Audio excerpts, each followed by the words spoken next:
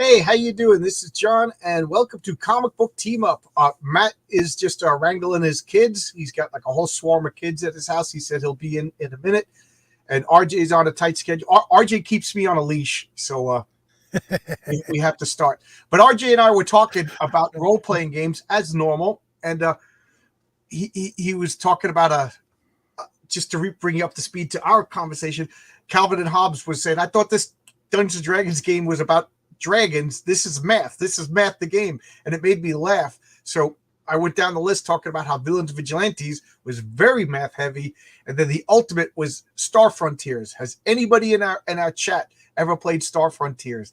That, I'm not joking, that was a spacefaring game where when you tried to go to a planet, you actually had to do like, I used to call it quadratical equations because I didn't know what they were at the time, but you had to do all these math problems, and then the GM would check your math, and if you did your math right, you actually got to the planet that you wanted to, and if not, you were lost in space. Oh man, I would not do well at that game. I would not. I mean, I enjoyed math, but once they started, like this infinity was not enough. They had to imagine new numbers. I was like, I'm out of here, you guys. You're crazy. So I did all the math up to calculus. I never did beyond calculus.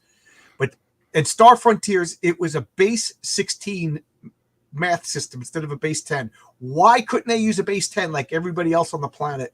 So this game just made it so that nobody could play it. And if you played original first edition Star Frontiers and you understood it, congratulations, you're a math genius, you know.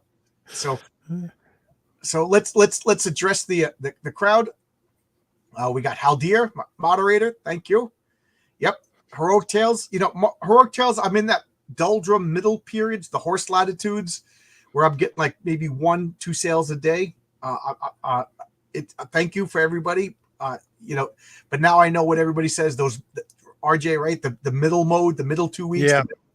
Yeah. It's a slow, excruciating. You know, excited for the show. So am I. Like I said, Matt.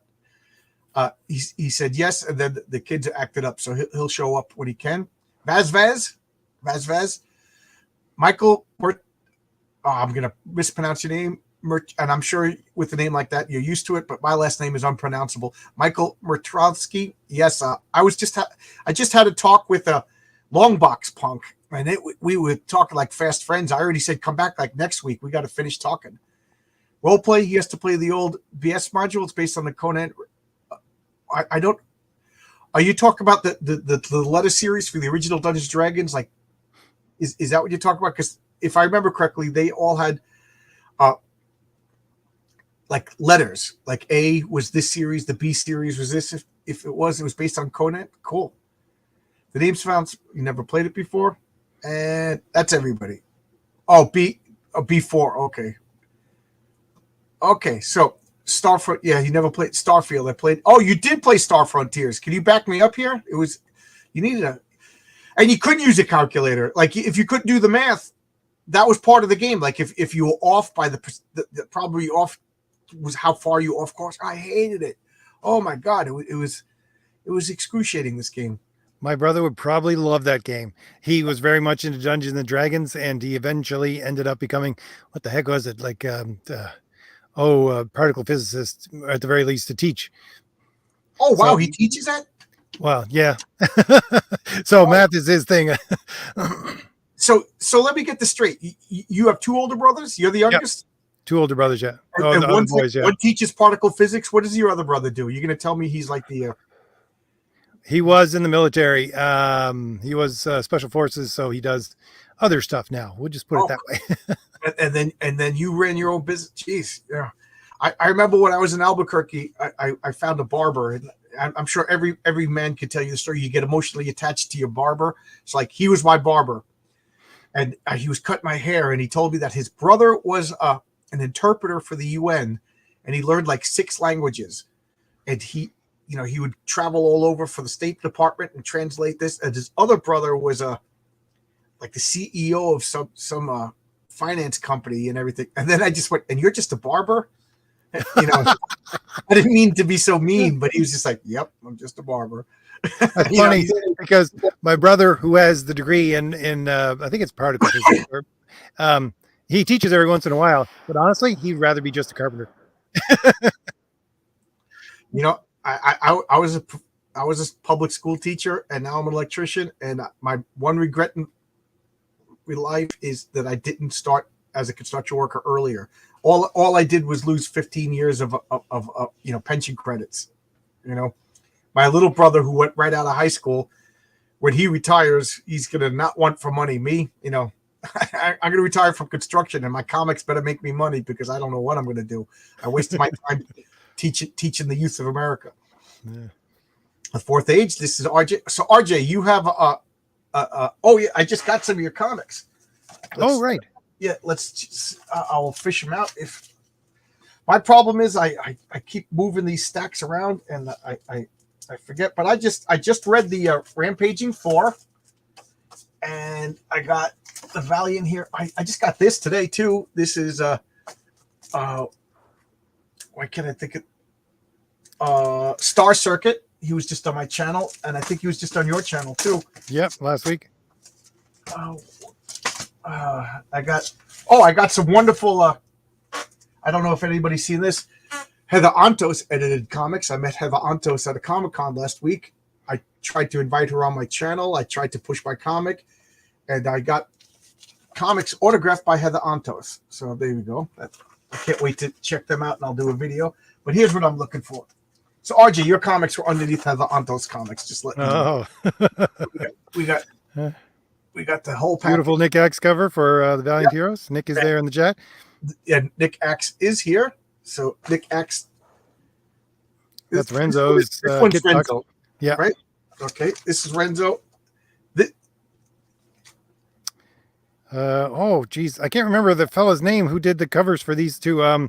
He did Thomas Moria. Thomas Moria. Oh, he's got a magician comic that he's. Yeah, I can't wait. I backed that a while ago. I hope everything's okay. And I got this by Nick Axe.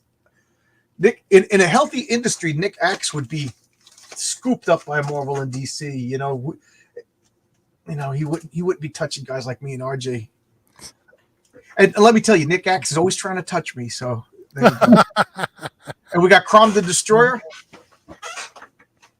Yeah, Nick is working on Crom right now. He's flying right through those last chapter. So. Yeah, Nick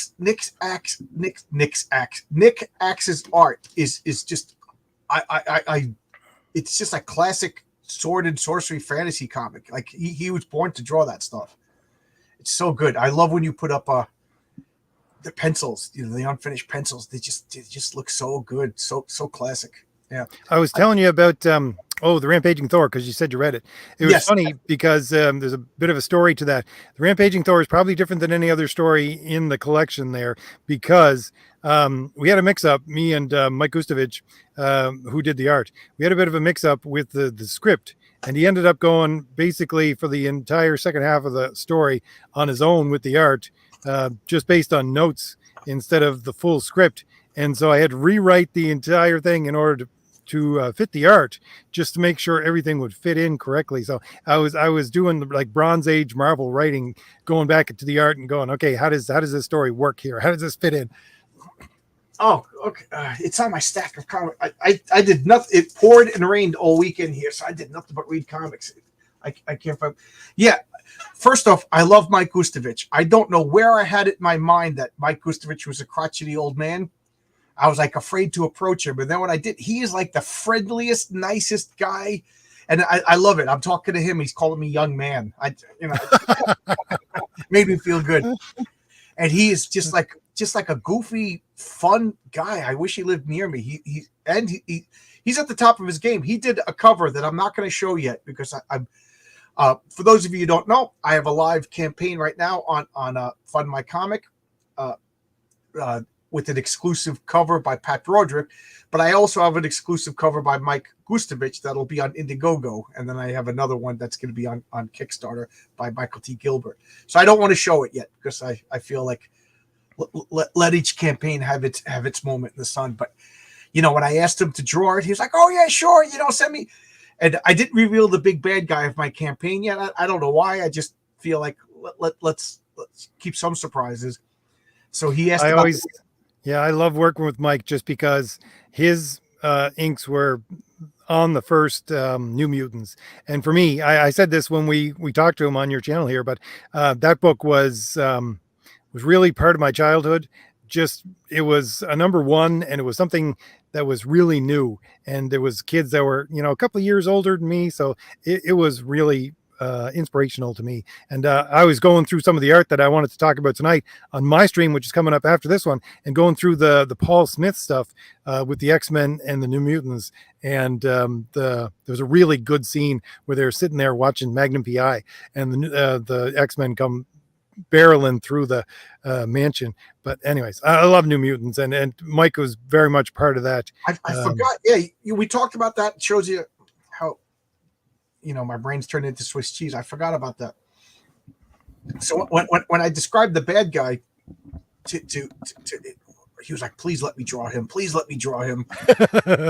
So yeah, I figure by the time my comics on Indiegogo, I'm hoping the people on Fund My Comics will start getting the comics. So I don't think it'll be a surprise anymore. But yeah, it's so good. And Mike, he's just like a consummate artist. He was showing me pictures of his house. It's just like what is that holiday in India where they just throw paint all over the place? Diwali, I think it's called. I forget what it was, but that's what his house looks like. It's just this colorful, crazy house that just like an old 60s artist would have. And he's excited. Yes, that's the thing. Yes. Yeah, very much so. Because when I offered him the job to ink Crown the Destroyer, he said yes, automatically yes. And then he said, I was so excited, I went out and bought a whole new set of brushes so I could ink. Yeah, when I asked him to draw the cover, he goes, "Really? Oh, wow, that would be great!" He was so happy to do it. He was sending me messages every day and like progress. He was such a professional and fun, pleasant guy. Excited to do it is exactly the right word. And I guess I would be remiss in my duty if I didn't say he's actively saying he likes inking. So if anybody needs an inker, he's at the top of his talent.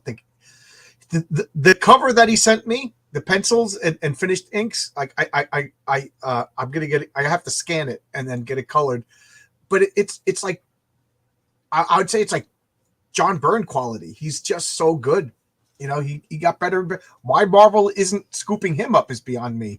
I guess honestly, I think his art, just to see, because he sent me a lot of stuff just before we started working about his portfolio. Basically, his art is honestly, in my mind, where I think Frank Miller should be right now. I think Frank Miller's stuff is just lazy right now. You went the stuff he does for Marvel and things like that, right? Yeah. The covers and stuff like that is too angular. It doesn't work. But Mike's stuff, when he does both the pencil and the inking, it has that quality to it that's like something between I wouldn't say John Byrne. I would say it's more angular, more like Walter Simonson. And to me, that is beautiful, beautiful art.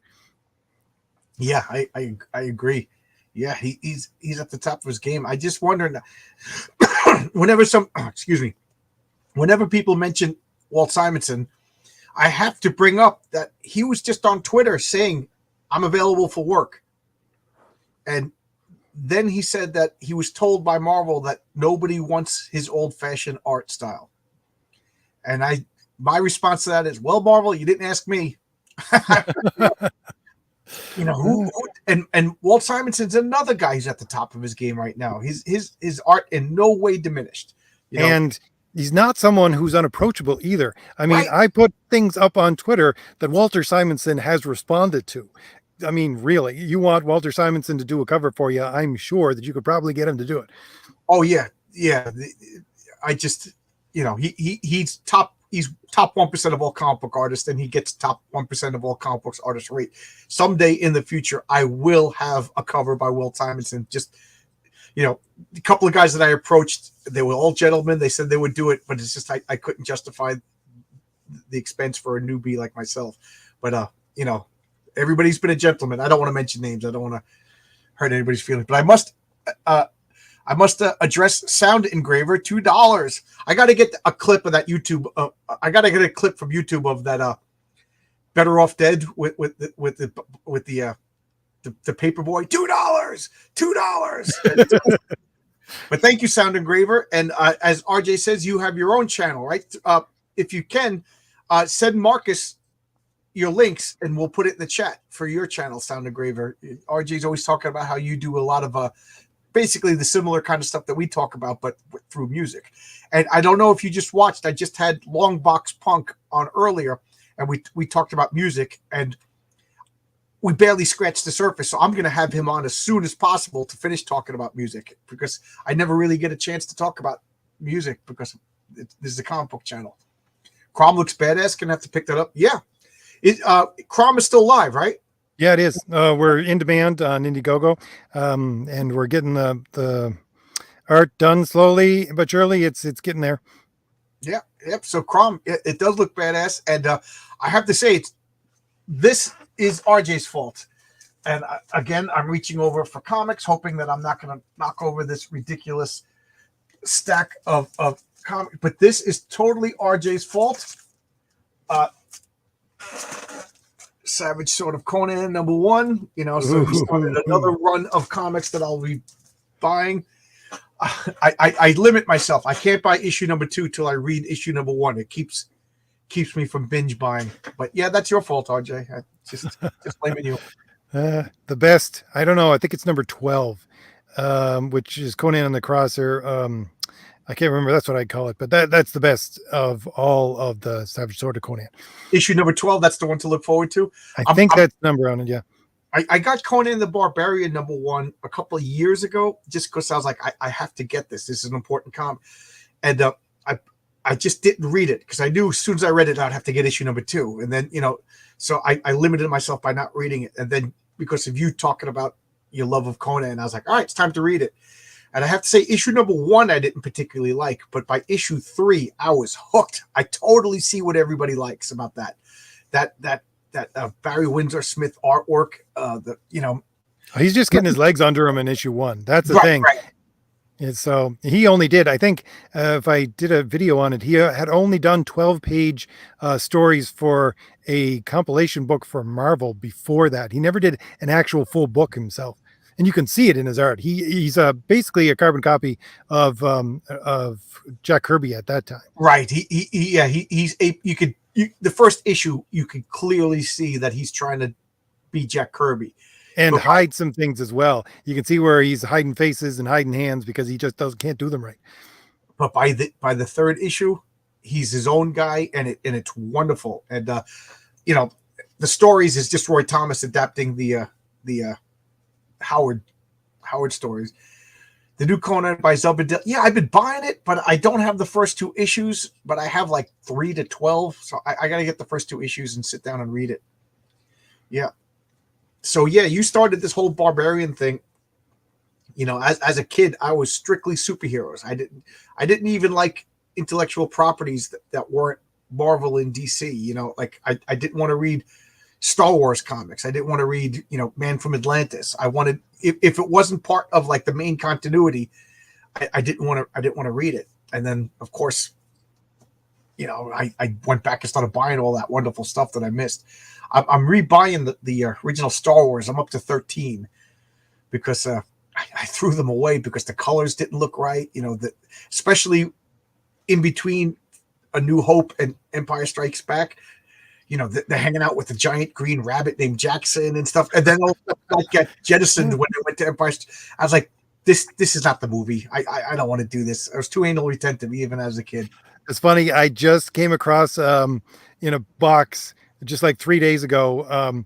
I took a picture of it. I'm probably going to post it on Twitter at some point, but it's a pop-up book that came out like a year or 2 after Star Wars originally came out that I had when I was a kid. It is just, I want to know if anybody else ever had this pop-up book. It's probably like, I don't know, 10 or 15 pages and that's it. Well, I guess I'll make this announcement. Nick Axe and I are making an X-rated pop-up comic. So, so just be warned when you open up page 3. That's all I'm saying. It's funny because I got the Star Wars comic as a kid, and I bought magic markers, and I recolored the laser beams and the lightsabers. Darth Vader had green. It just that's like a $350 comic book that I made less than worthless. Yeah. I think I did sort of the same thing with the Star Wars. Nick is upset with me for giving it that. Nick had a wonderful suggestion too about my X-rated pop-up book. He wants to make it scratch and sniff also. So there you go. Please, a treat for all five senses.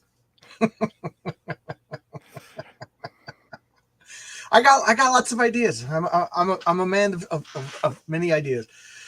So again, Matt Bauer was going to be here, but he just said his kids are bouncing off the walls right now. So he'll pop in when he can pop in. He has the link, so he'll show up when he can show up.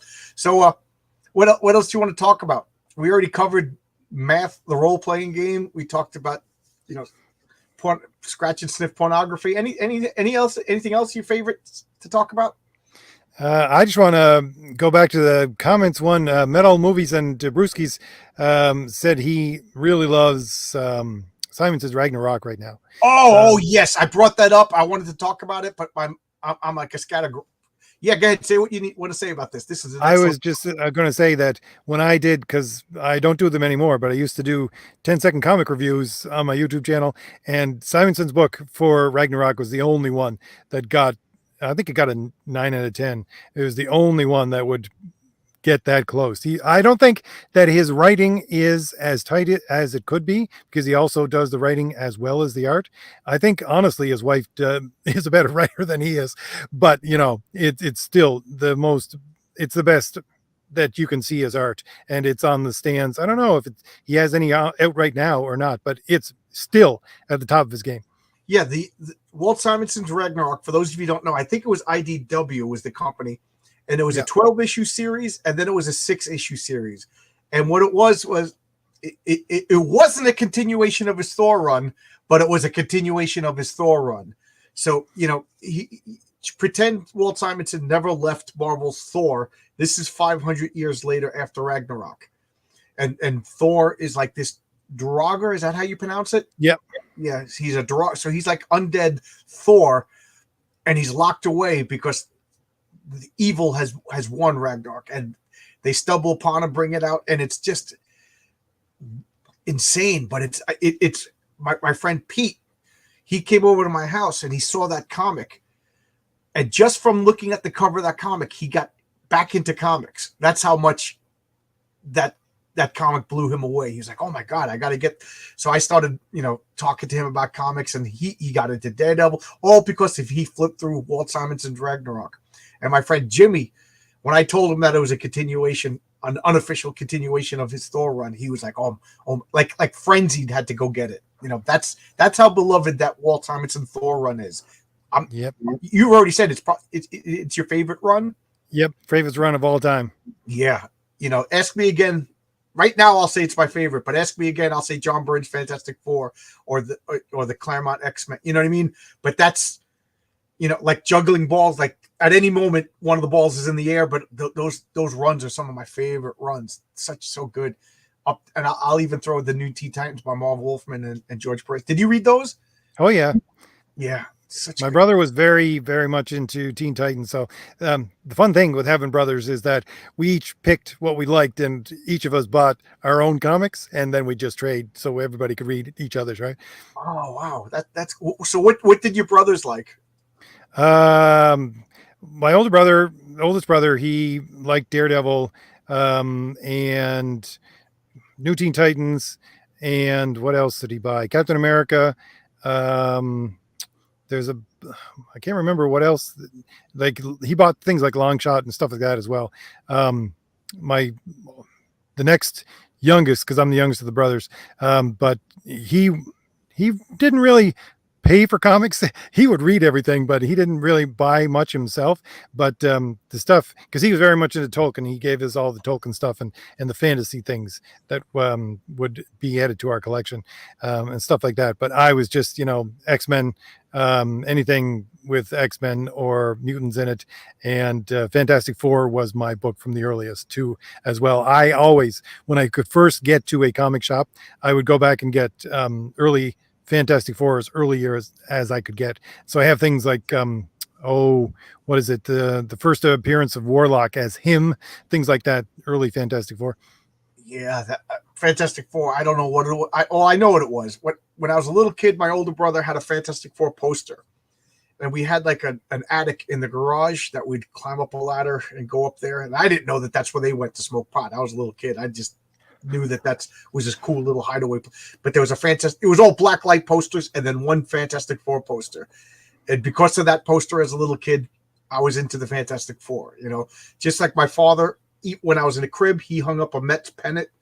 So just through seeing a Mets pennant, the Mets my team. I could care less about baseball, but if you ask me what's my favorite team, it's the Mets because my father hung up. You know what I mean? So I always got obsessed with. I had to get the oldest Fantastic Four comics I could. Anytime I went to a comic store, I was like, I got to get an old Fantastic Four. Got to get an old Fantastic Four. I should post someday my my room. I took pictures of it when I left for university because it was just covered with comic posters. Every last part of the wall. I asked my mother at one point, "Can I put posters on the ceiling?" She said, "No." But one of the posters I had was John Byrne X-Men. Not X-Men. John Byrne's Fantastic Four, and it was basically the Fantastic Four, but all around them were other secondary characters, mostly villains. Yeah. That poster was my wallpaper on my computer for like 15 years. Yeah, I love that. I know that I had that poster too. I went through like pretty much when I started getting, not interested in girls, because let's face it, boys are interested in girls a lot earlier than they'll admit. But let's just say once I started getting successfully interested in girls, I cleaned up my room and I hid all of my comic book stuff. I'm so bad that I threw away all those posters. But my comics I had in another room, and then my room just looked like a normal teenage boy's room. But girls aren't around, so I'll read the comics. I had a nice odd collection of posters as well. I had G.I. Joe, Scarlet Witch, Magique. There was Wolverine, besides the Fantastic Four. So I had and I had maps as well, and a lot of Ultima stuff up there as well.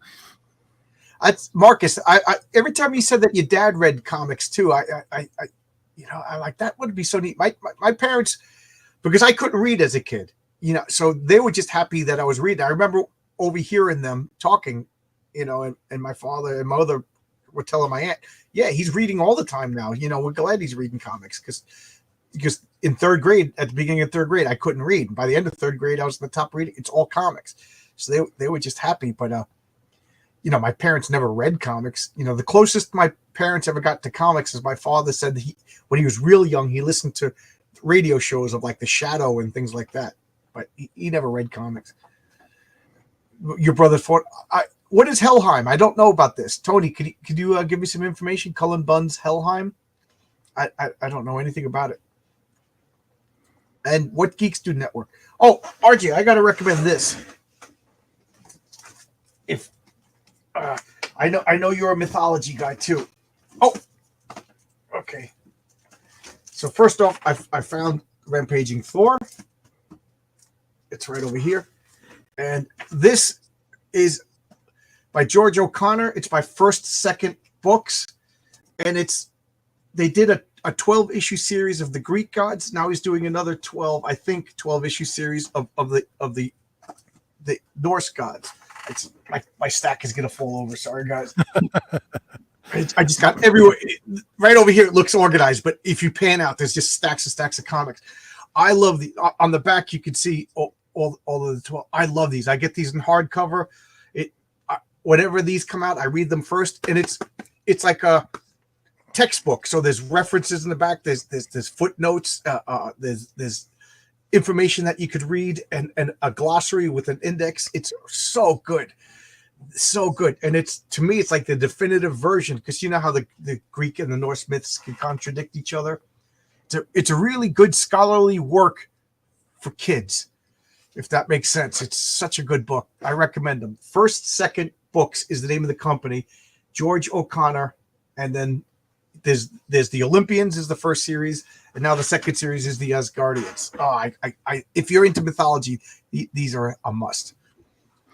The one of the reasons why I got into mythology, I don't know if it's like this anymore, but it used to be that around probably the mid 90s or so, there was a lot of mythology books out there, but they weren't selling really well, and they were giant and they had spectacular art, usually like 100 years old, stuff like that. And I just basically bought them all for, $10 a piece or something like that, and would read these encyclopedias. But the fun thing is that since this is where I get a lot of the visuals for things like Crom the Destroyer, because I'm basing it on old Celtic myth. But the thing is that I know that these old Celtic portrayals of these characters are over 100 years old. Some of them 150, older than that. So all of these things are in the public domain, which I think is great. Yeah, being that my mother is Irish, you'd think I'd have a stronger connection to Celtic mythology, but I just can't pronounce the names. And if that's just like a insurmountable wall. If I can't pronounce their names, I just can't get into the mythology. Like, I have a better connection to Japanese mythology because I can pronounce the names, but like Aztec, Celtic is the worst. Jeez, my grandmother spoke Gaelic, and I used to think she was putting us on when she would talk. I was like, no, that's not a language. What are you talking about? And then you hear Welsh. Yeah, I think the language of the Welsh language is a national joke, that it doesn't really exist. That all of these people are just in on it. Like, look, oh, here comes an American. We're just going to talk nonsense and pretend it's a real language. All right, everybody pretend you understand me. And then they just use consonants and W's next to Y's and D's. And I don't know. So God bless you if you could read these these Celtic mythologies. yeah. For Celtic, it's like I can't remember at the top of my head, but it's like a GH makes a V sound and all these kinds of weird things. Maybe if I knew that, maybe it is pronounceable if I knew that. Because I know, like, Thor in Norse mythology would be spelt with a P.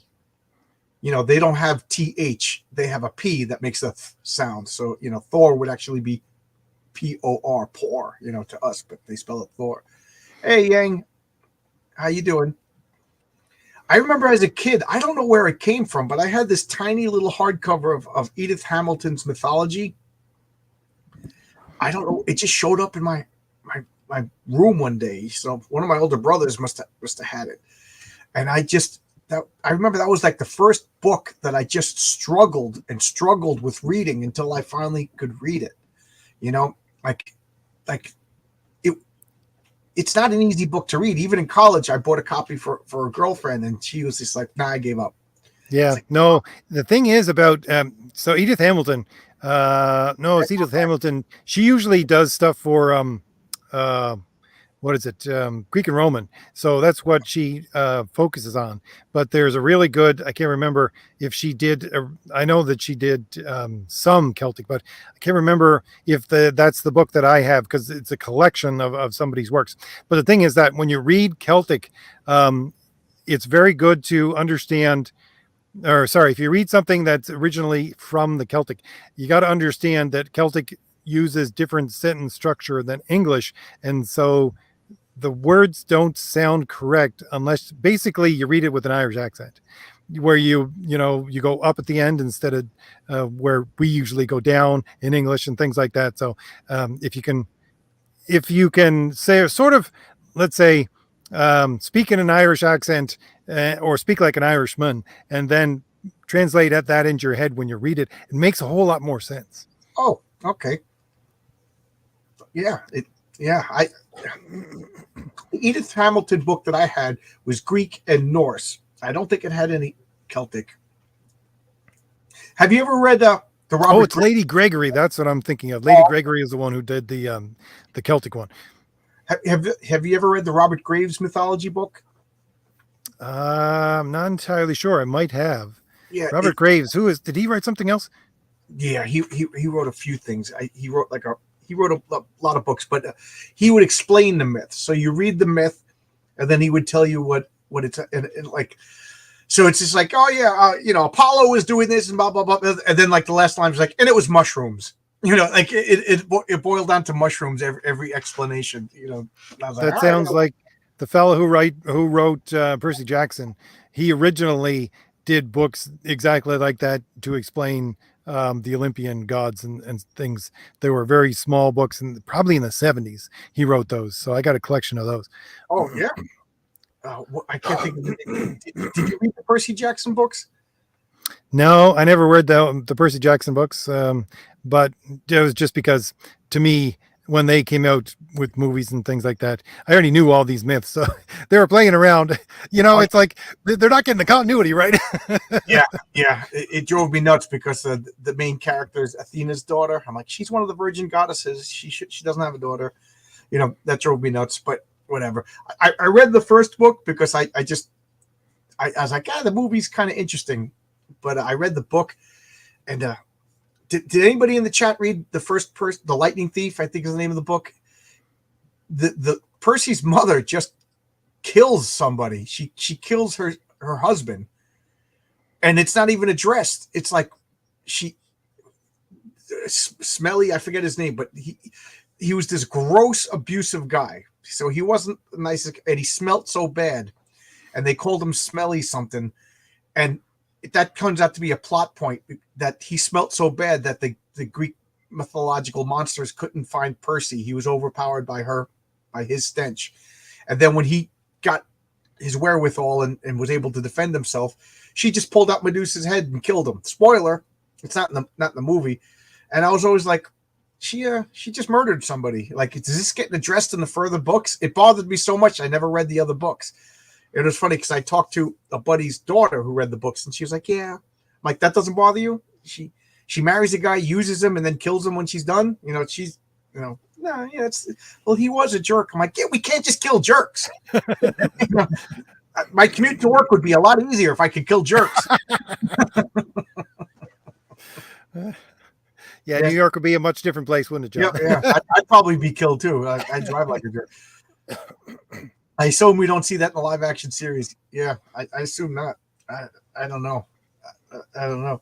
I sent out the invitation to a few other people, and if Matt Bow doesn't show up, I'll retitle this so people in the future don't click on this and get upset. But I wanted to talk to him about Rock and Roll Ninja. Did you read that at all? No, I didn't. I kind of stopped buying this Plato stuff.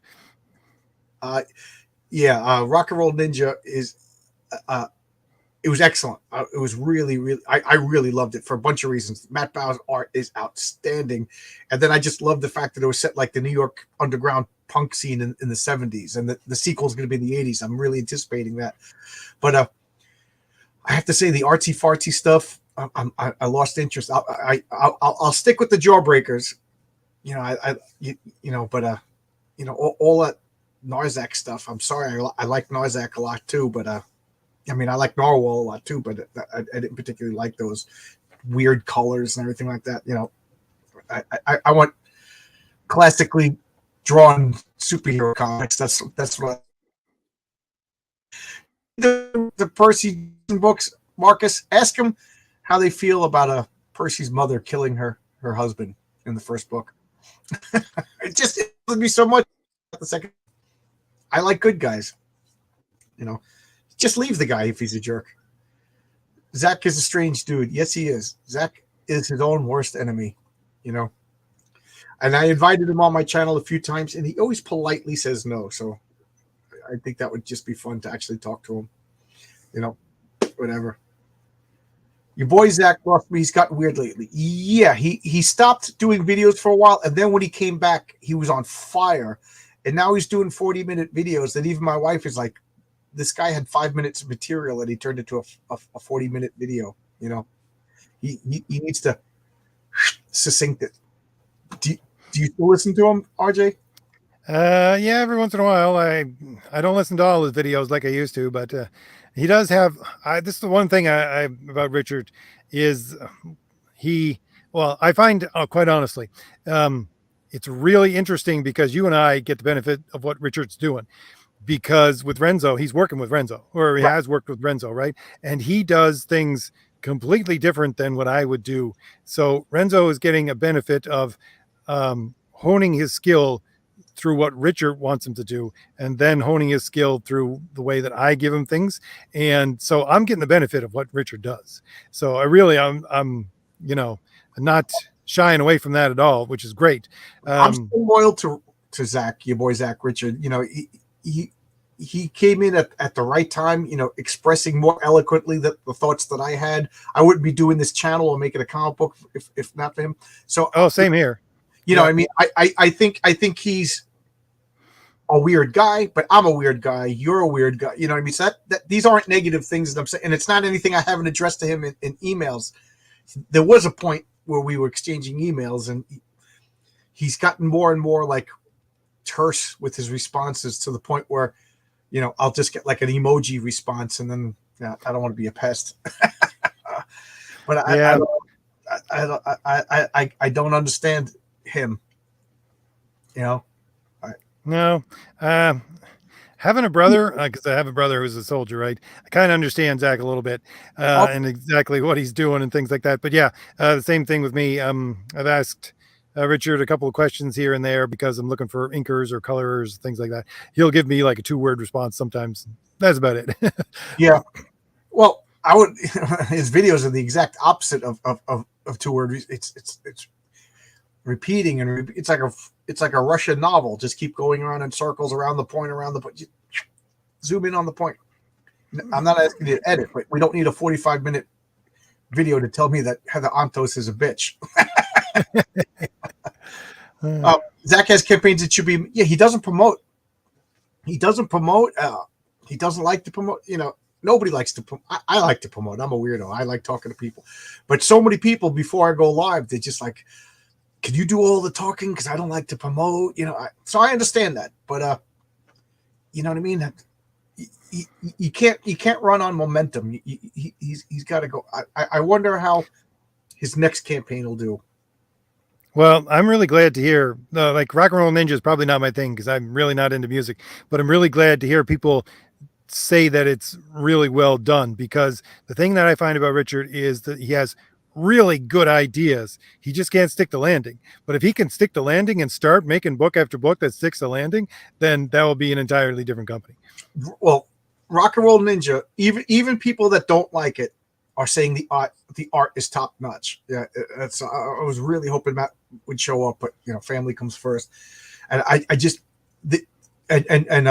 Ethan Van Skyver just reviewed it. He gave the art an A, on a school grade, and he said it reminded him of like Jack Davis Mad Magazine stuff, which is extremely high praise. He said the story kind of meandered a little bit, but I don't know. I dug it. Again, it was because Matt and I, last time we talked about how we were both, 80s kids going to Manhattan to see punk shows and stuff like that. So it was right up my alley, but I think I have more of a connection to it than people that didn't grow up in 80s Manhattan going to see punk bands and stuff like that. You know what I mean? Like some kid in Ohio is like, this is cool, but it doesn't speak to me the way it does, because they visited neighborhoods and they played clubs that I've been to. So it was like really cool. And I really loved the way Matt drew the ugly parts of Manhattan, like the antennas and things like that as far as I'm concerned, Frank Miller was the only one who did stuff like that. Okay. I put out the link to other people. I threw a net into the water and I caught an Elon mud. How you doing, Elon? Hey, what's up, buddy? How you doing? Matt was ready to come on, and his kids started having a meltdown. So he's being dad right now. So Elon, this is RJ for the Fourth Age. RJ for the Fourth Age. This is Elon. How you doing? What's up, RJ? Elon, your comic is about to be launched. It's called The Plunger. It's highbrow entertainment. June 23rd, man. It should be launching then. Yeah. Matt Bauer's Can you guys hear me okay? Yeah. It sounds like there's birds okay, in cool. the background. Matt Bauer's really good.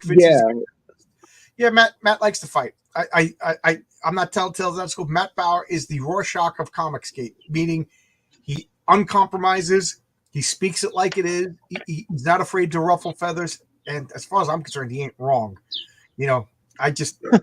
I just don't want to. I work a hard job. I don't want to fight with people when I come home. I want to talk. I want to talk about Spider-Man. Should he have organic web shooters or should he have mechanical web shooters? You know. Yeah. Oh, Richard C. Meyer. If he promoted more, he would be taking treasure baths. Yes, and yes, absolutely, absolutely. So, we're already in 45 minutes, but so Elon, tell us a little bit about the plunger. Okay. Well, what would you like to know? So you're launching. When did you say? Yeah, June 23rd. I mean, you just brought up Richard Meyer. He's kind of what gave me the inspiration to do this comic. I don't know if you remember, RJ. Like maybe a couple years back, I sent you some artwork for a horror comic that you looked at. I decided not to do that. I was watching a Candyman? Richard C. Huh? Was that the Candyman one? Because a lot of people have sent me horror stuff. I'm just wondering, it was the guy or the ice cream man or something like that. No, he was a big lanky creature with like a big blue top hat. I mean, I think if I can send it to you again. You said that you liked it. You said that the characters looked good. But yeah, I didn't end up doing that. Yes. I remember now. Yeah. Well, I've been watching you for years. And that was kind of why I reached out to you, because I just wanted to get your opinion. But yeah, I was watching a Richard C. Meyer video about how Marvel changed the Punisher. And it was more or less, they were mad that the military, the police, and plumbers were using the logo. So they switched the logo, and I thought it was really funny. And that gave me the idea to do a comic about a vigilante plunger that was ex-military. And the story is pretty simple. He's ex-military. He gets a call from his brother, who's a police officer, who lets him know that the city is being overran by criminals and he needs help. And by the time he gets home, his brother's killed and he decides to avenge his brother's death. It's pretty brutal. The artwork is really dark, but it's also it's basically a comedy, but a dark comedy. Yeah. We were brainstorming characters to throw into the book last time I talked to you. That was pretty fun. Yeah. You came up with the colonizer. The colonizer, RJ.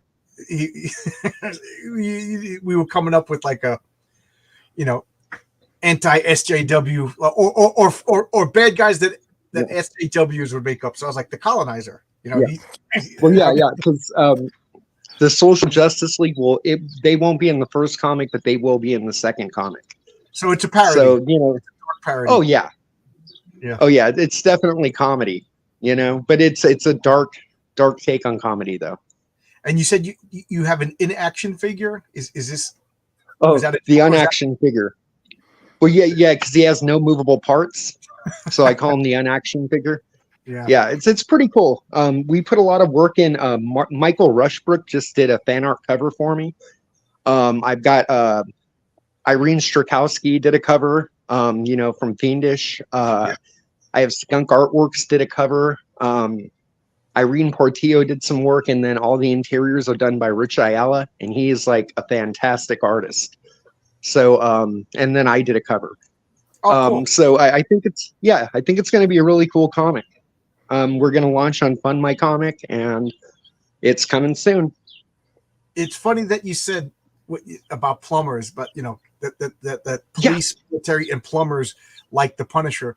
It's funny, plumbers, because I remember in the 80s when the band U2 was popular, Boy George was being interviewed, and they said, do you like, what popular bands do you like now? And he listed a bunch of bands that I can't remember. And the interviewer was like, what about U2? And he goes, God, no, that's the kind of music plumbers would listen to. So what is it about plumbers? Nobody likes plumbers, Right. Well, because to me, it just seemed like there was a shot at some kind of like great humor there, because I pictured Mario and Luigi like, Mamma Mia, the Twitters are coming for us, because like out of all the things, you've got the military, the police, and plumbers, and it's wow. Plumbers is just a stand-in for blue collar guys. Like I'm an electrician, but you might as well say electricians. He might have said construction workers. You know, he might as well said Right. the middle, the regular working class guy. You know what I mean? Yeah. So Yeah. God, Well, I said that to Chuck Dixon when he was on my channel, and he was just like, "Yeah, I'm on a Hmm. blacklist." I said, "That's because you're not a New York liberal," and he Yeah. was like, "Yeah, because Chuck Dixon is he's a white collar guy because writing comics isn't blue collar, but he's a blue collar guy. He's got the blue collar sentimentality, you know, and that's unbelievable to. And I'm a New York guy, you know what I mean? Right. I should be their poster child, you know, college educated New York ex public school teacher. You know, I should have blue hair and transitioning everybody as we speak. But, yeah, hiding their gender from their parents. Yeah, exactly. Yeah, no doubt. Yeah. So I just think So that's yeah, funny. thanks. I didn't get your message until right now. I'm sorry I'm coming on so late. Yeah, I sent that. I said total transparency. I've been working so much overtime and promoting my own comic. I forgot it was my week to do a comic book team. So today I sent out a bunch of messages to everybody, and whoever responded first, and Matt responded first, and then you know he couldn't show up because of his kids. So then I sent out a second, and that's why you showed up. So I'm gonna, you know, when we're done recording, I'm gonna have to change the title because I don't want people to be upset in the future when they, you know. Because Matt's hot right now because Rock and Roll Ninja is God, great comic. Yeah, I'm really liking the art. To the point, even Richard C. Meyer is like, "Oh my God, I can't believe people like it." You know why? Because he did weird stuff for the past couple of years. You know. Yeah. Well, have you seen someone made a song, Matt Barr, Why You Fighting with Everyone on the Internet? Yeah, he loved it. He played it. Yeah, Matt. Yeah, well, he earned it. Yeah, and Matt's doing a page in my comic. He did a Sea Monkeys ad. We called it Sea Hippies. You know. Oh, nice. It's so funny, you know, and I'm so glad Matt did it because let's face it, he knows he knows pot humor better than me. I'm a goody, so he knocked it out of the park. It's so funny. You guys are gonna love it when you see it.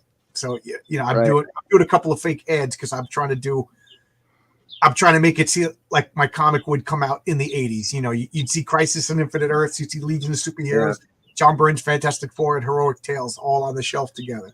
You know, that's right. Is that the right term? Kayfabe? That's, you know. Oh yeah, I think so. Let's all pretend. So I had to throw in a letters page and I had to throw in fake ads. Brian Bauer is doing an ad of like Fun Factory. You know, all nice specs, and that Fabrizio Aiello did a Hostess cupcake ad. It's awesome. Yeah. I was gonna do a Hostess cupcake ad too in my comic for you know, one of the classic ones like the Batman where, you know, the penguin stole all the Hostess fruit pies. Yeah, but I didn't end up doing that. Yeah, but, yeah. Fabrizio, it's so good. It's so good. You guys are gonna love it.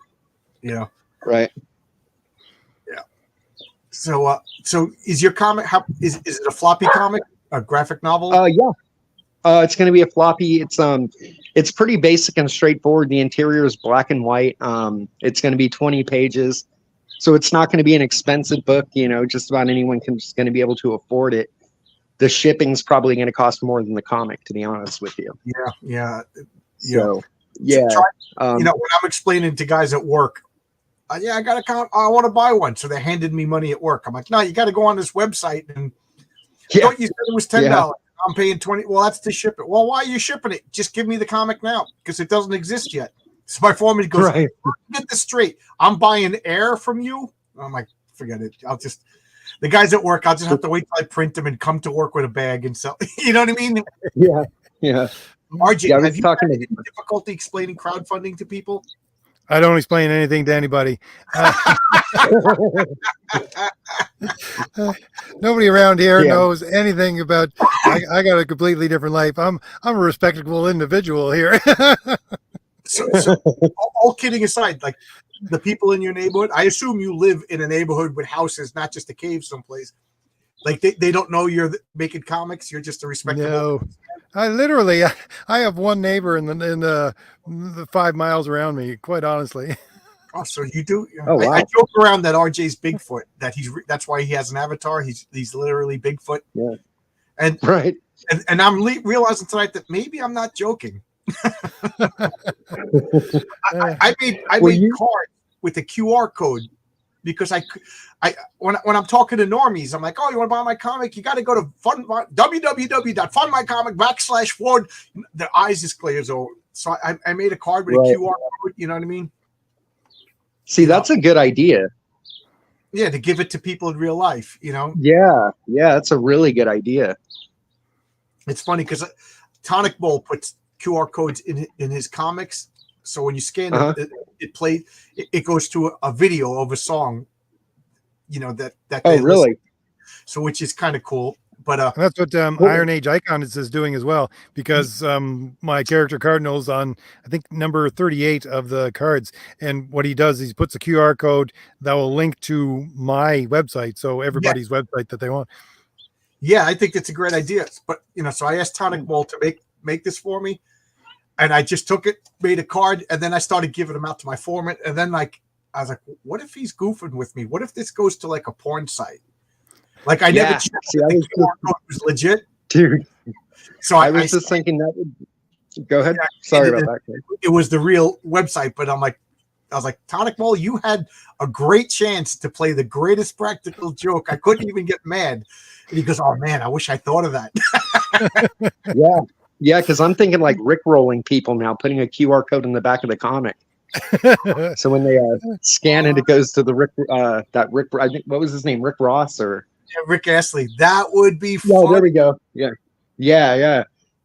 That would be really cool. You're real interested in the plunges? Hear it. Learn more. Yeah, right. Then they get Rickrolled. Oh, dude, I got to do that now. Yeah, that's funny. It kind of reminds me of when I did the trailer for the Valiant Heroes. And the thing is that you have one of my characters, and she's almost like crucified, and she's really breathing heavy and in pain. And someone said, "Good heavens, RJ, warn someone that it's not safe for work when I start your," because it's heavy breathing at the very first, right? And dramatic music. Nice. Well, you know, they used to do that with the old silent films. They would purposely edit in, or was it the silent film? With the early films like Tarzan and stuff, they would edit in porn music or porn, sounds for like Jane and different things to kind of, I guess, it was like a subliminal thing. But yeah, so that would work. That would get my attention. That's funny. Yeah. Now it's funny because you got to have the plunger say something like, I'm never going to give you up. I'm never going to let you down. That's my promise. Oh yeah. That way when it's rolled, it'll, you know. Oh dude, I'm totally going to do that now. I think I'm like, does he have a catchphrase? Does the plunger have a catchphrase? Not yet, but he might now. Like never going to give you up, never going to let you down. It's funny that, RJ, that you just asked that. Now, I know Crom the Destroyer doesn't, he probably just listens to whatever the minstrels are playing around. But when you're making up your characters, I know as writers we're supposed to think up everything. Do you have like a favorite band or piece of music that your characters would listen to? I'm in a music mode because I just had a Long Box Punk on my channel. I am just about to talk about this very specific thing for a minute or two on my channel. I am not a music guy. I'm not a music guy at all. Why? Because, if it wasn't free, I just didn't pay attention to it because every last cent of my money growing up went to comics. So that was it. Yeah, and it's hard to get a turntable plugged in the forest, Bigfoot. Yeah. Yeah, I was they just don't saying. Sell CDs out there. Because the patriarch, Jim Kelly, his real name, I was saying when he met his wife, they didn't, back in college, they didn't get along because he was into the Jam and the Clash and bands like that, and she was more into grunge. And it wasn't until at a party David Bowie came on and they started talking about David Bowie that they started talking and getting along, and just fleshing out my characters. So what does the plunger listen to? Oh, he would definitely listen to punk, I think. You think or so? Hip hop. I'm pretty sure because I can't get into too much of the story because like there's a good reason it would probably be like gangster rap. Okay, listen to the You'll Scat find Man. that out later. Listen to the Scat Man What was because that? Scat kind of Oh, means. there you go. Oh yeah. Oh, Scat- yeah, that's funny. That is Yeah, funny. he would definitely dance to that. But yeah, he was a break dancer at one point. You do get little clues, and because the first comic book, what I love about this first book was there's a ton of Easter eggs in it that aren't going to pay off until like the third issue. So once we get to the third issue, if you go back and you reread the original, the first, it's going to take on a whole new dimension. You know, like so many little things that are just kind of like, wait, I wonder why they did that. It's going to pay off and it's going to be hilarious. It's a very layered comic. Well, that's what I'm hoping too. Like even in the 5 pages of Heroic Tales that I showed, I'm hoping somewhere around issue 4, issue 5, you're gonna go, oh, he hinted at that. Even without the words, there's a couple of foreshadowing things in the art. My foreshadowing for mine is: did you go through the posters that I sent you, John?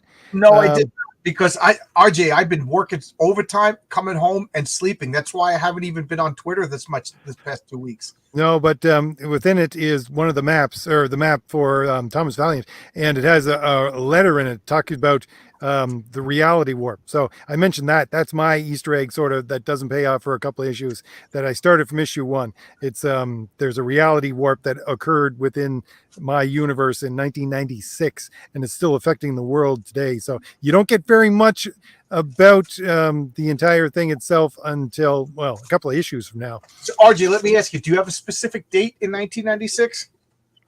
Specific date? No, I don't have it on the top of my head, but I'd have to look it up. And because in my game, April 16th, 1996 is the time, is when the reality warp happened and changed the nature of the Earth.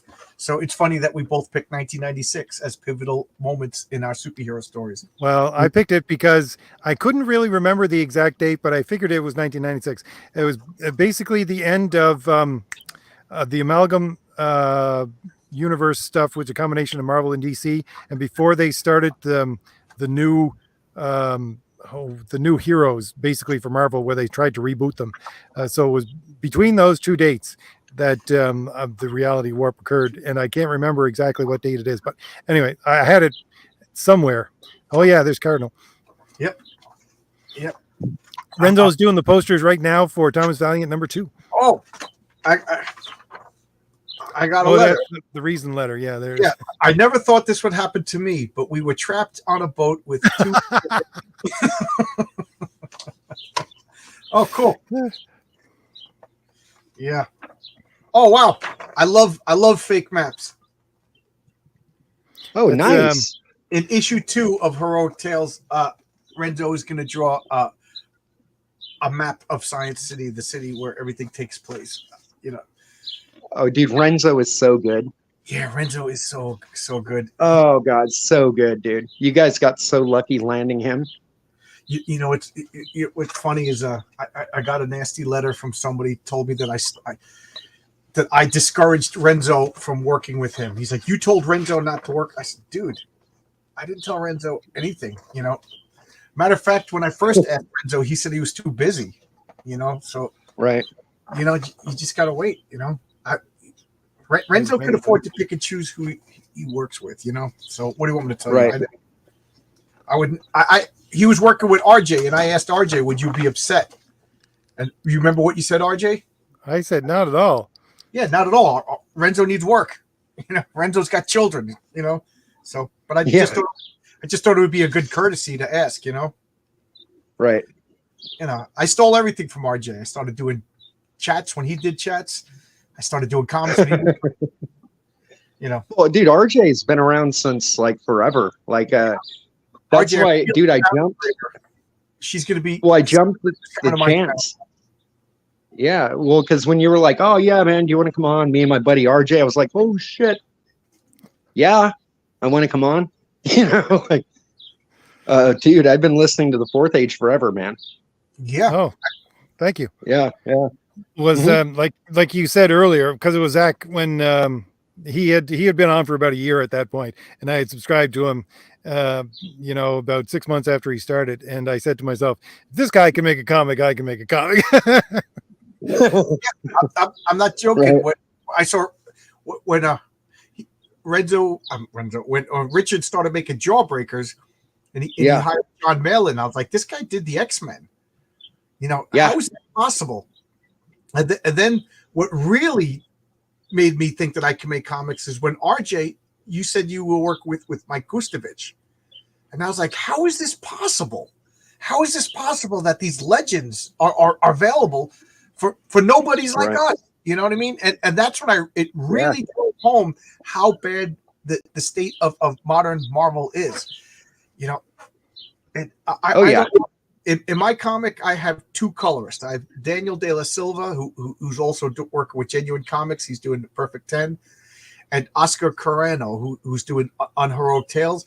And as a thank you, he drew a picture of the Patriarch, and it is so cool. And then he posted a couple of other pictures that he did for Argo 5. And I'm like, this is awesome. I didn't know you could draw. I said, if my comic does well enough, I would like to hire you to do the whole, do the color and the artwork. And he said, thanks. He goes, mainstream comics are dead. Nobody's giving me work. And I'm like, you gotta, I gotta, if you go to my Twitter and look at me and Oscar, you got to see the artwork this guy's doing, and mainstream comics aren't hiring this guy. All I could think of is they're broke. People working for Marvel must be getting such a low pay rate, Well, I gotta apologize, guys, but I gotta run. I know, I gotta go to bed too. My channel is starting to stream in about. Oh, it should start right now. Yes. So, okay. I'll just finish up here with Elon Mudd, and then I'm gonna go to bed. All right. Nice to meet you, Elon. Hey, nice to meet you, RJ. Take it easy, bro. All right. Damn, that was a trip, dude. Like I said, I've gotten to email back and forth with RJ a couple of times, and I sent him artwork. But isn't that weird? Like, you kind of get starstruck a little bit. Yes. It still happens to me a lot. I don't know if you saw it when I talked to Jim Shooter. I couldn't talk for like the first 5-10 minutes. Oh, wow. Yeah, that would be something else, man. I actually got to ask him a question it's funny because my friend Mike sent me a message right away. On the X-Men 137, one of the greatest comic books I've ever made, one of the most important, influential, beautifully made, like the stars aligned. This comic was flawless. Like, it's a masterclass in comics. And then on the top it says, this comic could be worth $2,500 if you win a shopping spree at Toys R Us. And it just ruins it. And every time I look at that comic, I just get infuriated. And I was like, did anybody ever win this? Did anybody ever win this? So I finally got to ask Jim Shooter about it. And it was funny because he just went, I know, John, that drives me nuts too. And yes, somebody did actually win. So it's a mystery that was driving me crazy forever. Hey, Ronan 47. Oh, hey, Mike. Yeah, that's you've been on our stream, right? Mike Smith. I don't think I've been on your stream. No. You've never been on our stream? What's the name of your channel? We're a Danger Room. Yeah, I think I've been on Danger Room. Yeah. That's my co-host. It's his channel. I'm actually his co-host. But yeah, Mike Smith. Yes, I thought it was Ronan 47 was the name of the channel. Yeah, I've been on the Danger Room. Yes.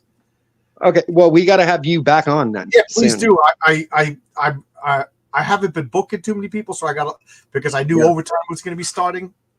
But overtime, it comes in waves. So I didn't want individual people then have to break, so I aired on the side of caution. So I got a lot of open slots coming up. So anybody in the chat, anybody need, I'd love to promote my comic. And if you want to come and promote your comic, send me a message. I'm actively asking people to come back on.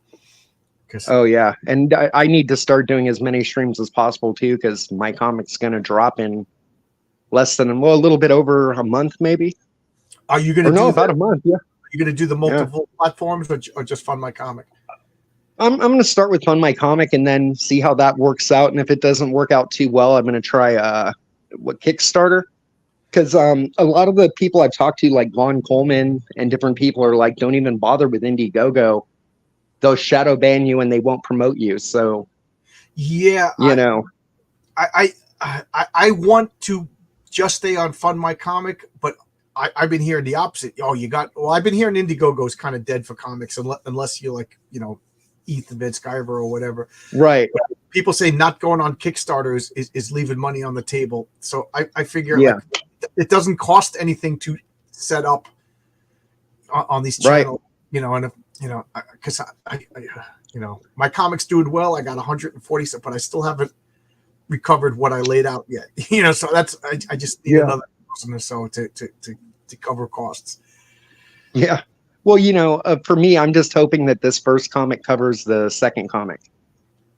Because just to get this comic made, I had to pick up a second job. And like when you had originally messaged me today, I was on an interview.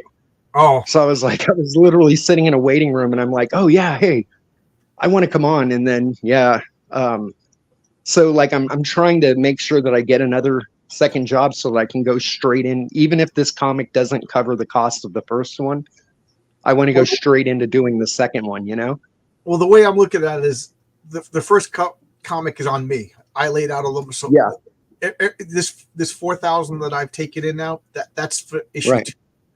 And I think issue 2, I'll be, because I won't make the same mistakes that I made in, making issue 1. There was I hired some people I shouldn't have hired. I threw out some ideas after getting art done with, things like that. Yeah. So I think, excuse me, some of the rookie mistakes I won't do. Plus I assembled a great team. So So I don't think. Well, dude, I probably made one of the biggest rookie mistakes in the world, because when I'd first thrown up the Irene cover, that cover got like 80 retweets, all these comments, everything. But what nobody told me was when you do MailChimp, whenever you update the MailChimp, you have to switch the link. So I was posting the link to go to the basic page. Oh. So when you got onto my landing page to sign up for the comic, all you saw was the generic image. Oh. So it didn't have, any artwork. It didn't have any of my contact information. It had nothing. Yeah. So I learned a really hard lesson that way.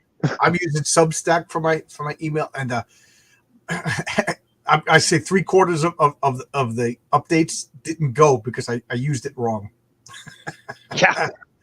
So we are rookies. I'm sorry? We are rookies. Yeah. So I was, Mandy Summers has been explaining to me, like, she's like, you got to set up a stamps account, and she's telling me what kind of printer to buy, to right. Print, all I was like, oh man, I don't want to buy another printer. I just got this one finally working, so yeah, right. So, I don't think I've sold enough comics that I need a fulfillment service yet. I would love to have that problem. Plus, I'm sort of leaning. I think it's a good idea to fulfill your first campaign, so so you know what to. You've done it all soup to nuts. You know what I mean? Right. Well, Comics Wellspring, from what I understand, they're good with things like that. Like, they offer quite a bit, and if you put their ad in your comic, you get a discount on the printing. Yeah, well, they'll handle fulfillment, things like that. Handle because what's the other one? Kablam. There's another print, but there's a printer that that Silverline uses. I'm just gonna go get this comic. It's right here. Can you still hear? Yeah, Silverline. All right, folks. Yeah, Kablam. It's just me and Captain America's shield. So there we go. This is Silverline Comics. Right. I love the way these are printed. I absolutely love them. So I'm torn between Kablam and Comics Wellspring. So yeah. I didn't, so I'm at the point now, like the art is completely done. Matter of fact, we already started the art for issue 2.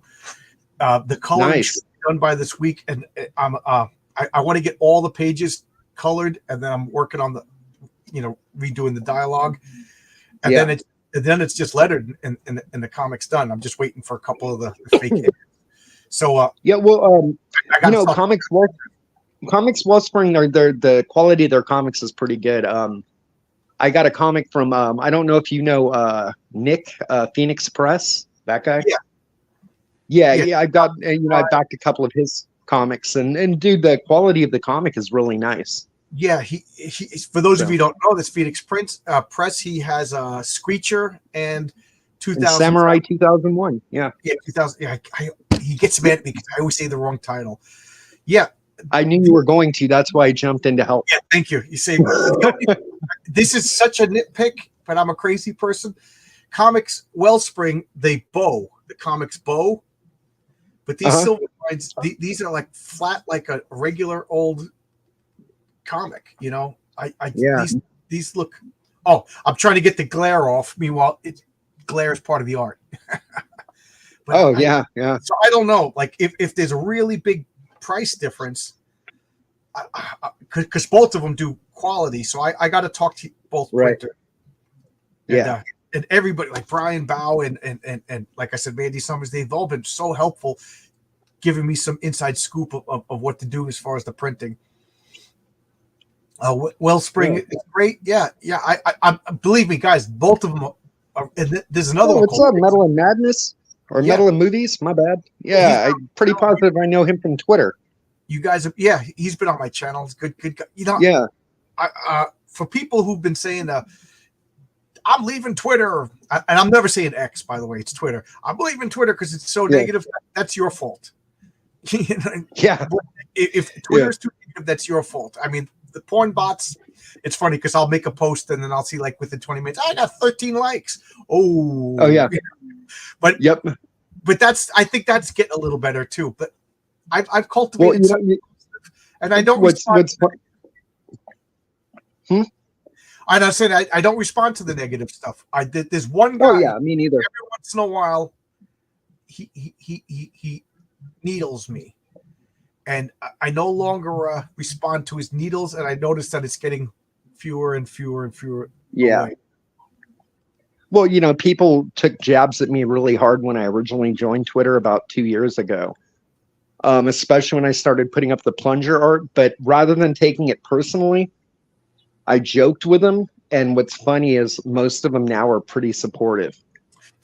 So it started out with shit jokes and what's his enemy, a tampon, and blah, blah, blah. Your mom dresses you funny. I mean, I've heard it all. And but one guy came at me swinging. Yeah, like, they will. I forget what he said, but your comic looks such and such. Just pretty mean insults, if you ask me. And and I got mad. You know. There's one thing for constructive criticism. There's another just being a jerk. And I think this guy was just being a jerk. And I'm glad he did it, because I said, you know what? What would Stan Lee do? Right. Would Stan Lee do the Dan Slott F off, or you know what I mean, or the Marvel, just like, you're a Nazi? So I just said Stan Lee would say this. So I tweeted out, I'm sorry you don't like the art from issue number 1. I'm hoping by issue number 2 you'll give me another chance, and maybe that'll be something like that. And he responded, you know what, I was a jerk, I apologize. That blew me away. And I said, that's okay. It's okay, buddy. He goes, you know what? With all these anonymous names, he goes, you forget you're actually talking to a person. I said, it's cool, buddy. Don't worry about it. He goes, I'm going to back your comic. So he went from like just mean dirtiness to back him. Now, I have no way of knowing if he actually did, because I don't know what his real name is. But But that's what I'm trying to do. I'm now, everybody's talking about Nick Rekieta. The guy has problems. It's none of my business. Oh yeah, the guy. Yeah. Right now, those 2 sentences were the most I'm ever going to talk about it. It's none of my business. Yeah. Right. I'm not going to drama Well, farm. you know, yeah. Well, there's a lot of stuff that's gone on, and well, there's two major things. And I'm not even going to get into them that have happened in the comic sphere, just because I think it's tacky, But people do forget that like say Ricada, for example, he's a normal person with problems and a life, and for people to just come after you like that and be that vicious, it just shows you the sad state of the world. You know what I mean? I didn't know the guy before this, and I heard of him. Yeah, I heard the, and I heard the name Ed Piscor. I guess those are the two things you talk about. So for me to talk about, to me, I feel it would be exploitive because Yeah, absolutely. I honestly, I just hope I hope he gets the help he needs. I'm sorry, I was talking.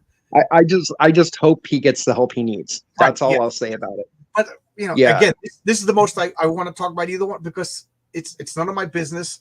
I didn't really know them before the scandals made them become part of my world. So it would be disingenuous and exploitive for me to talk about them. I hope 100%, dude. Ed Piscor's family, I hope you can find peace. The Ricada family, I don't want to see a family destroyed. I hope the situation resolves itself positively. That's it. Yeah. Absolutely. That's how I feel about it, man. Now I want to get back to talk about whether Spider-Man has organic web shooters or metallic web shooters. That's what I want to talk about. Man, John, I'm going to go with the metallic web, or the device web shooters. Yeah, that's what Stan made. If it's good enough for Stan Lee, it's good enough for me. Well, but it's a great story device. I know you were being hyperbolic when you said that, but it's like, dude, man, he has to have the web cartridges. It's a great story device. How many times he ran out of web? It creates, the only thing, like, even as a kid, I'm like, do you know how much money he could make if he could patent this and sell it? And then he won't have to worry about Aunt May's medicine. But that's comics for you. You're right. Well, the other funny part about Spider-Man that I always thought, especially even in the movies, what was really funny was when they zoomed in on his fingers, and you see, okay, his hands stick to walls because he's got these prickly things on his fingertips. Well, how exactly does that work through boots and gloves? Right. You know? I don't like when they explain the powers. Right.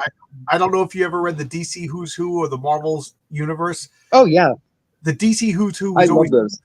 Yeah, I love them too. That was such a comic book collector's dream comic, Yeah. But I loved the DC better because they just said Superman flies. Superman has heat vision. They didn't explain it. Flash is fast, Right. Stretches. But Marvel, they did this pseudo scientific nonsense gobbledygook. Just Reed Richards stretches. The Human Torch bursts into flame, and we don't need explanation. Right. I don't need to know that Cyclops blasts come from another dimension that channeled through his eyes that on the same ruby quartz. Blah blah blah. Bro, I agree with you. I think the mystery is the best part of, like, it was like when they get Joker. Oh, yeah. Don't do that. Yeah. How and cool. Now we know, like, the first time Wolverine wore underwear. Yeah. Well, dude, his name was, like, what was it? Thomas Hewlett or Tommy Hewitt or something? James Howlett, I think. James Howlett. There we go. It's just like, what the shit? See, that's when I started punching out with comics, because I thought it was cool that his name may or may not be Logan. Right. They found him in Canada. To me, the mystery was the best part of these characters. Yeah. It's because I'm in issue number 2. I'm explaining of my comic Heroic Tales. I'm explaining where superpowers come from, and how you. But I'm not explaining how they work. The patriarch flies because he flies, because that's the powers that he has. You know what I mean? No, well, but it's 10 o'clock. I wake up at 4:30. Okay. I didn't even eat dinner yet, because Wednesdays I come home and I do my regular talk, and then I do the comic book team up. Today was a crazy one. I blame myself. I sent out invitations to people.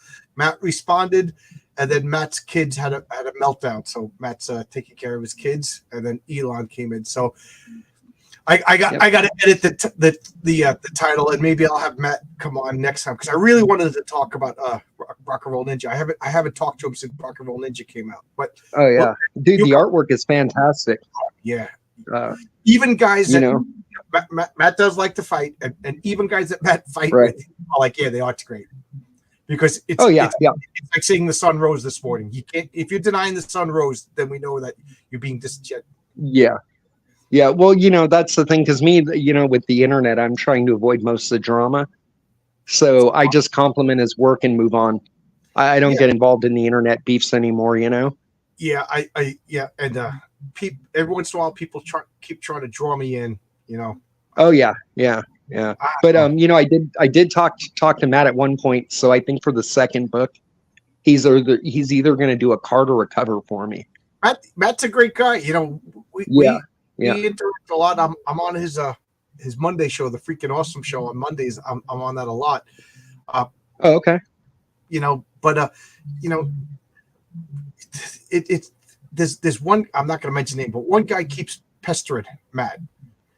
And oh, dude, there's a lot of guys that go after Matt, man. They go out of the way to pester him, and Matt ain't wrong. And right. Risk of giving out too much information. It's one of the same guys that try to pester me. I just kill that with lack of oxygen. You know what I mean? Let that flame go out. Well, like Rich, I think one of the best pieces of advice I got from Rich Ayala, the interior artist for my comic, he's just said, don't feed the animals. Yep. Stay on the tram. Don't feed the animals. Just let them talk and move on by, I used to be. So. Do you remember message boards? Yeah. Yeah. From like 95 to like 2005, I think was the heydays of the message boards. And I used to. Oh yeah.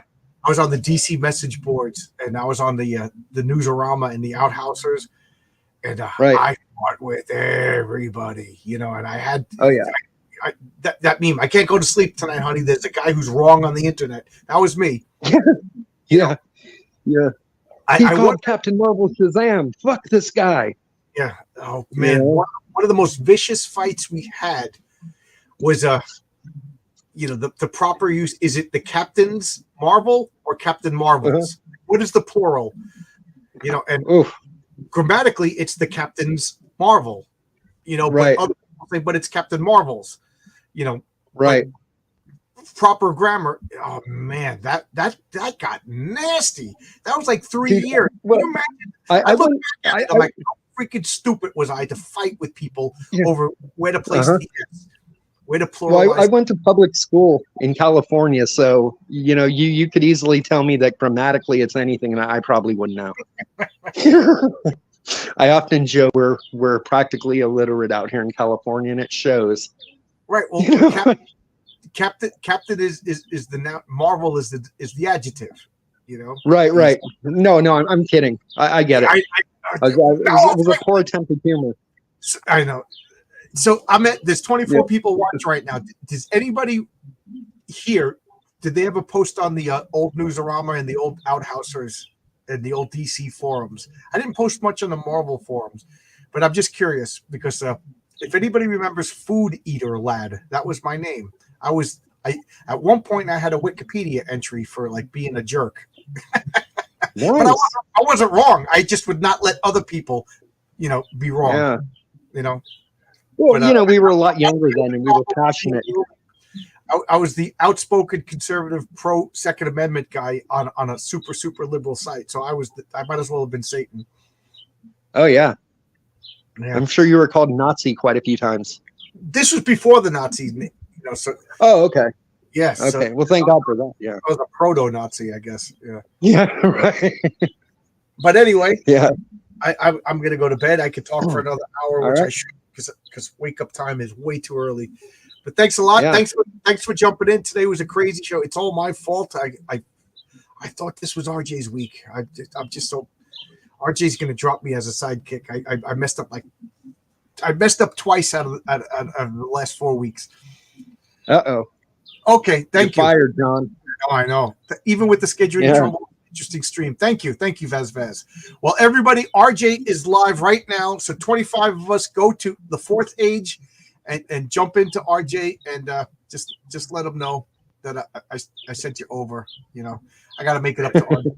I owe him for 2 weeks now. All right, bye everybody. Yeah. Take it easy, guys. Thank you.